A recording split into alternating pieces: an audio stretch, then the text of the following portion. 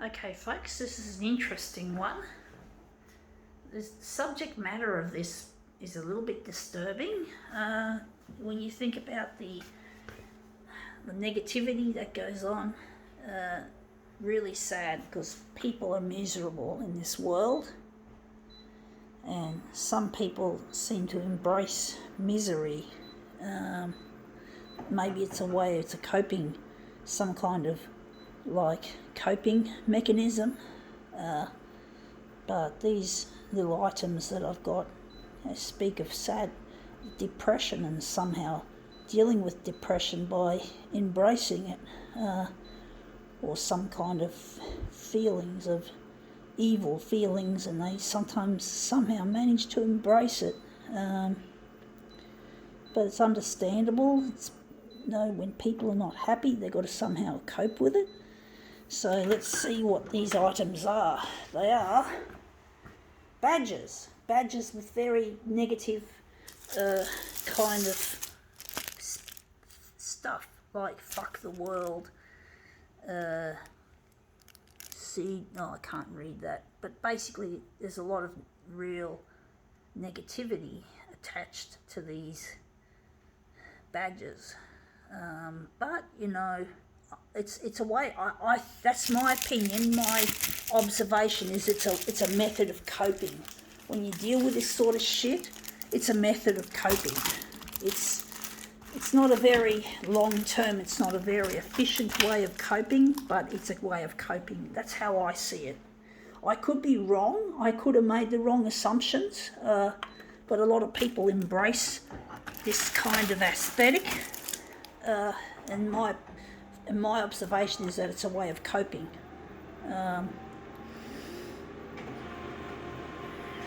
Because the world can be a real bad place, and fuck the world, it's like, fuck you, There's a lot of angry people. Now that's come up looking quite interesting. But basically, it's really, that's how I see it. It's a method of coping. When people immerse themselves in this negativity, I don't know how they do it, because I never had the ability to. Sorry folks, I didn't put the camera on there properly. I don't have the ability to cope very well. I don't like evil looking motifs, and I never have, even though I had every reason to, because I was in that situation myself, but I didn't want to face what I felt. But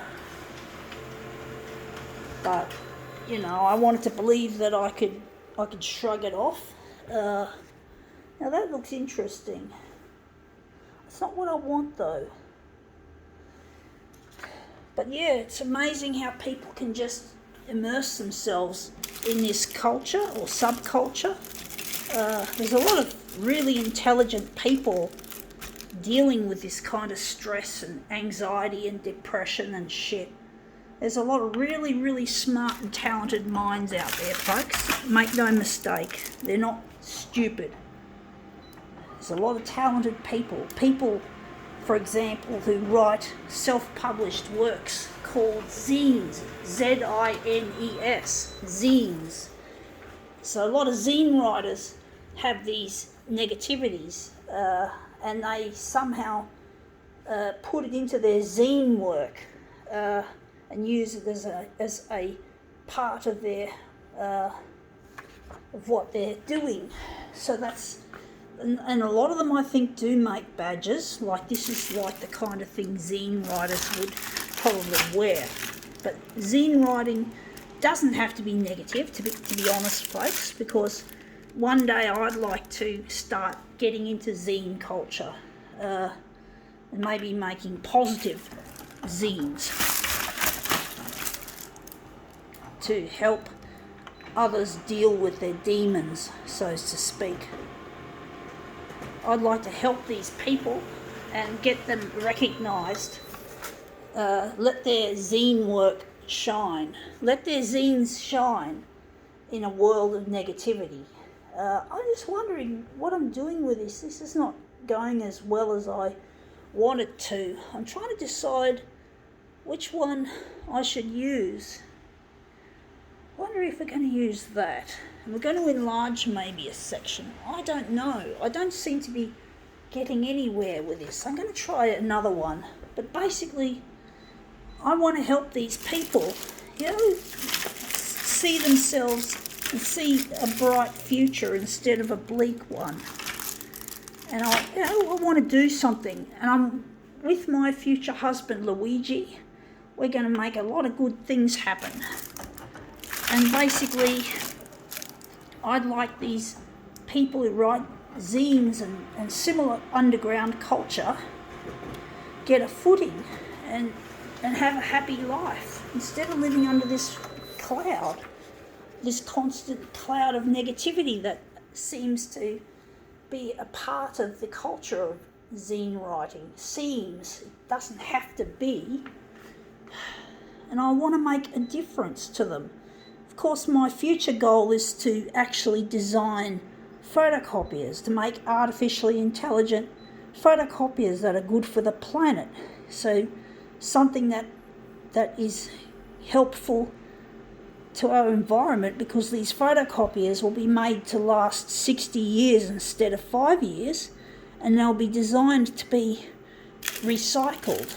So after 60 years of service, they'll be recycled. And we got to make, and I want to be a scientist as well. At the moment, I have, unfortunately, I have had brain damage at birth, and that caused my brain to, certain parts of the brain like the hippocampus and short-term memory, they were damaged. I suspect they were damaged, and I'm disabled, so I can't make these things actually happen until they'll have the technology. And I want to be a CEO. I want to run this big company, and I want to give most of the money away to good causes like science, and I want to be a scientist as well as a CEO, and I want to help solve big problems like climate change. And I really want to be a solution, a part of the solution, not a part of the pollution. And I know it's a rhyme, it's a bit silly sounding, but I want to make a difference, folks. And I want to make these photocopiers made in Australia, and not made in China. We're going to pay the workers a good wage, a wage bigger than what they're actually worth, instead of profiteering from slave labour, which companies like this one, Konica Minolta, do. They're made in China, made in Vietnam, a couple parts of the machine. The main part, I think, is made in both China and Japan, but China means slave labour. So we can't have slave labour building our equipment. These machines have to be good for the environment and good for humanity. And the customers have got to be happy with the equipment. This. So basically, you got to, before profit, you got to think of the human race, and you got to think of the environment. You can't put profit before the environment. You can't put profit before the human race. You got to basically think of the humanitarian and environmental implications that your product could make. So you got to do it right. Otherwise, there may not be a livable planet, and then all this negativity will end up coming true. Not good. So we have to make a difference, folks, for the better. We've got to do what we're passionate about. I'm passionate about building photocopiers. So I want to build the very best and the good for the planet and human race, as I've just said so many times. Sorry, folks. But let's see how this badge arrangement has looked. Sorry, I'm getting a bit wobbly here, a bit shaky. Anyway, that's come up looking a treat. I think now we can call this demo quits.